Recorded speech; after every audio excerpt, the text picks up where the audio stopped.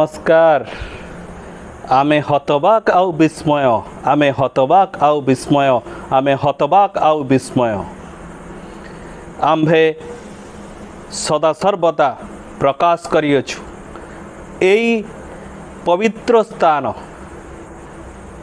दिव्य मनर मठ बा श्री निराकार आश्रम ए संसार सर्वश्रेष्ठ स्थान। ए स्थान को आगमन करिबा एवं ए स्थानर सर्वश्रेष्ठ ठाकुरंकर शरण बिना जलस्थल आकाश विश्व महाकाश र कौनसी शक्ति मुक्ति प्राप्ति होई परिबो नाही।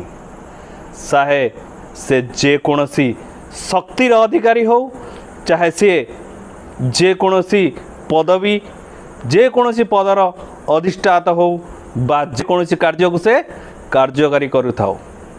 कारण ए स्थान रे ए संसार विश्व ब्रह्मांडर सर्वश्रेष्ठ ठाकुर अवस्थापित होई अछंती। तेणु स्थूल भाव रे कार्य करुथुवा जेकोसी मानव हो बा देवता हो ताको ए स्थान रे मथा न देवाको बाध्य। तेणु